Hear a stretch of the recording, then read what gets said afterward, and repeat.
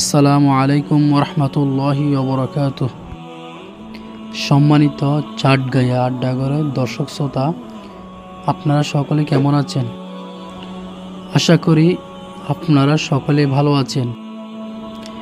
প্রতিদিনের মতো আজকেও ধারাবাহিকভাবে ওয়াদা ভঙ্গের তৃতীয় পর্ব নিয়ে কথা বলবেন আমাদের প্রিয় ভাই আব্দুল খালেক। আমি ভাইকে তার মূল্যবান বক্তব্য রাখার জন্য চাটগাঁয়া আড্ডাঘরের পক্ষ থেকে সবিনয় অনুরোধ জানাচ্ছি। السلام عليكم ورحمة الله وبركاته. إن الحمد لله نحمده ونستعينه ونستغفره ونعوذ بالله من شرور أنفسنا ومن سيئات أعمالنا. من يهد الله فلا مضل له ومن يضلله فلا هادي له.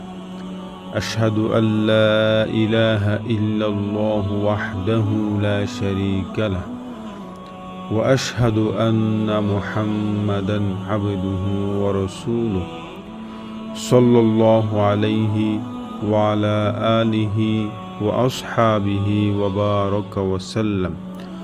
আম্মা বা'দ। সম্মানিত চাটগাঁয়া আড্ডাঘরের দর্শক শ্রোতাবৃন্দ, আপনারা সবাই কেমন আছেন? আশা করি আপনারা সকলে ভালো আছেন। আমিও আলহামদুলিল্লাহ আল্লাহর রহমতে ভালো আছি। আমরা দ্বিতীয় পর্বে জানতে পেরেছিলাম ওয়াদা ভঙ্গের আয়াতসমূহ নিয়ে। আজকে আমরা জানার চেষ্টা করব ওয়াদা সম্পর্কিত হাদিস নিয়ে, অর্থাৎ নবী করিম সাল্লাল্লাহু আলাইহি ওয়াসাল্লামের হাদিস থেকে ওয়াদা সম্পর্কে কিছু জানার চেষ্টা করব ইনশাআল্লাহ।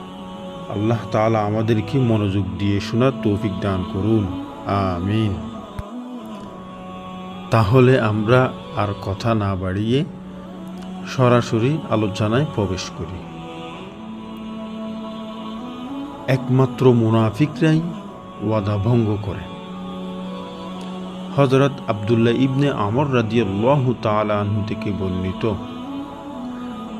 নবী করিম সাল্লাল্লাহু আলাইহি ওয়াসাল্লাম ইরশাদ করেন, চারটি স্বভাব যার মধ্যে থাকে সে হবে প্রকৃত মুনাফিক।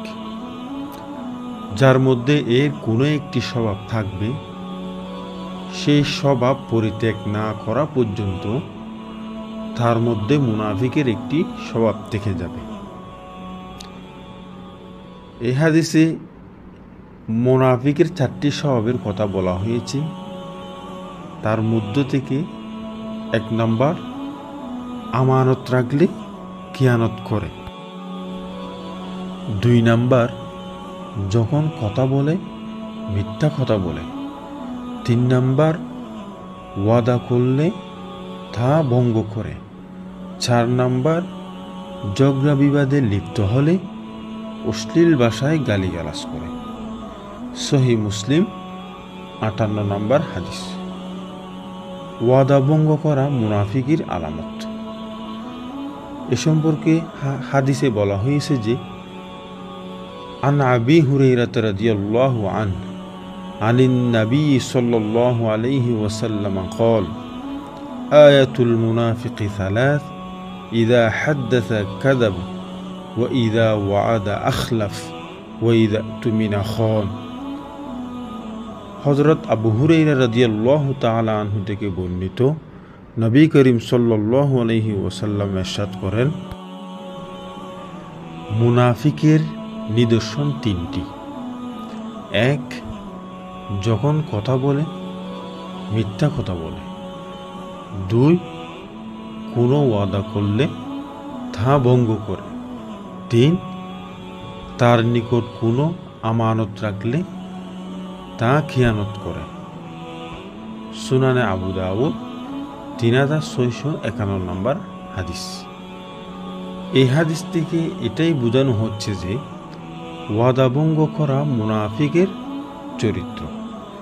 একমাত্র মুনাফিক চরিত্রের লোকেরাই ওয়াদা ভঙ্গ করে। মুমিন কখনো ওয়াদা ভঙ্গ করতে পারে না। এরপরেও যদি কোনো ব্যক্তি ওয়াদা ভঙ্গ করে তাহলে মনে করতে হবে যে তার মধ্যে মুনাফিকের কুচরিত্রটি রয়ে গেছে। তাই দ্রুত খালিস দিলে আল্লাহর নিকট তওবা ইস্তেগফার করে এই জঘন্যতম পাপ থেকে বেঁচে থাকা জরুরি। আল্লাহ তাআলা আমাদেরকে এই জঘন্যতম পাপ থেকে আল্লাহর কাছে তওবা করে বেঁচে থাকার তৌফিক দান করুন, আমিন।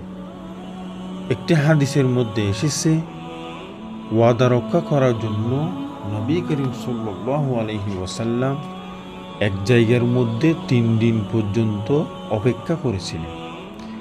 সেই হাদিসটি হলো হযরত আব্দুল্লাহ ইবনে আবু হামসা রাদিয়াল্লাহু তাআলা আনহু থেকে বর্ণিত।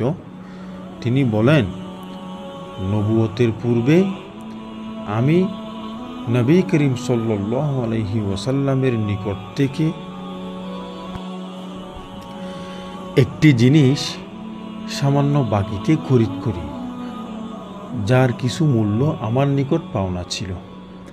তখন আমি ওয়াদা করলাম যে আমি আগামীকাল এখানে এসে পাওনা পরিশোধ করে দেব, কিন্তু আমি তা ভুলে গেলাম। 3 দিন পরে একথা আমার স্মরণ হলো। আমি তৎক্ষণাৎ সেখানে গিয়ে দেখলাম নবী করিম সাল্লাল্লাহু আলাইহি ওয়াসাল্লাম সেই নির্দিষ্ট স্থানে অপেক্ষা করছেন।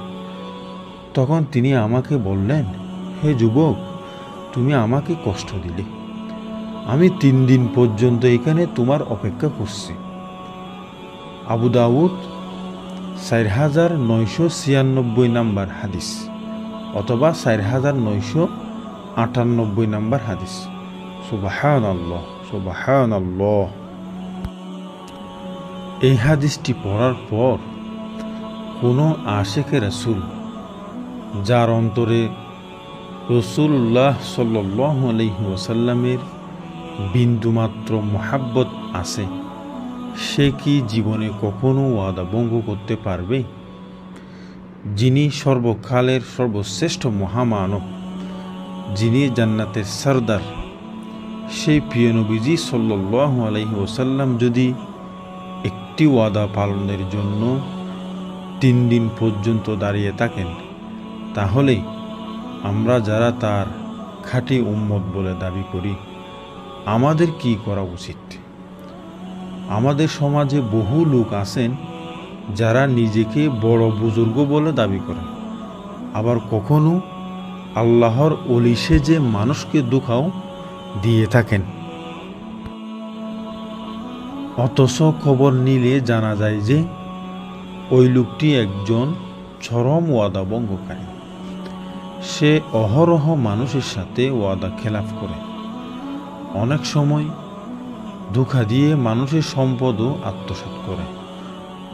অনেক সহিহ হাদিস থেকে প্রমাণিত যে ওয়াদা ভঙ্গকারী আল্লাহর ওলি হওয়া তো দূরের কথা, সে কখনো প্রকৃত মুমিন পর্যন্ত হতে পারে না। এজন্য আসুন আজ থেকে পাক্কা সিদ্ধান্ত গ্রহণ করি, জীবনে আর কখনো ওয়াদা ভঙ্গ করব না, এবং বিগত জীবনে যেসব ভুল করেছি সেজন্য খাঁটি দিলে আল্লাহর নিকট তওবা ইস্তেগফার করব এবং আল্লাহকে রাজি খুশি করে কবরে যাওয়ার প্রস্তুতি নিব। আল্লাহ তাআলা আমাদেরকে আমল করার তৌফিক দান করুন, আমিন। ওয়াদা ভঙ্গকারীর বিরুদ্ধে স্বয়ং আল্লাহ তাআলা নিজে বাদী হবেন। হযরত আবু হুরায়রা রাদিয়াল্লাহু তাআলা আনহু থেকে বর্ণিত, নবী করিম সাল্লাল্লাহু আলাইহি ওয়াসাল্লাম ইরশাদ করেন, হাদিসে কুদসিতে আল্লাহ তাআলা বলেন, কিয়ামত দিবসে আমি 3 ব্যক্তির বিরুদ্ধে বাদী হব। 1, যে আমার নামে ওয়াদা করে ভঙ্গ করে। 2, যে কোনো স্বাধীন মানুষকে বিক্রি করে তার মূল্য ভোগ করে। 3, যে কোনো মজুর নিয়োগ করে তার থেকে পূর্ণরূপে কাজ আদায় করে নেয় অথচ তাকে পারিশ্রমিক প্রদান করে না। সহিহ বুখারী 2227, 2270 নম্বর হাদিস। এই 3টি কাজ জঘন্যতম অপরাধ ও কবিরা গুনাহ। স্বয়ং আল্লাহ বাদী হয়ে অসন্তুষ্ট হয়ে এদের বিরুদ্ধে মামলা দায়ের করবেন। আর আল্লাহ যার বিরুদ্ধে বাদী হবেন তার নাজাতের কোনো উপায় থাকবে কি? যাদের মধ্যে এই 3টি খারাপ অভ্যাস আছে, আজকে থেকে তওবা করে তা বর্জন করা জরুরি। আল্লাহ তাআলা আমাদেরকে আমল করার তৌফিক দান করুন। যা কথা শুনছি বুঝে শুনে যাচাই বাছাই করে আমল করার তৌফিক দান করুন। আমিন। আজকে এখানে শেষ। আগামী পর্বে কিয়ামতের দিন ওয়াদা ভঙ্গকারীকে আলাদা করা হবে সেই বিষয়ে কিছু জানার চেষ্টা করব। আল্লাহ তাআলা আমাদেরকে তৌফিক দান করুন। এই ধরনের ভিডিও পেতে চাইলে আমাদের চাটগাঁয়া আড্ডাঘর নামক চ্যানেলটিকে সাবস্ক্রাইব করে আমাদের পাশে থাকুন।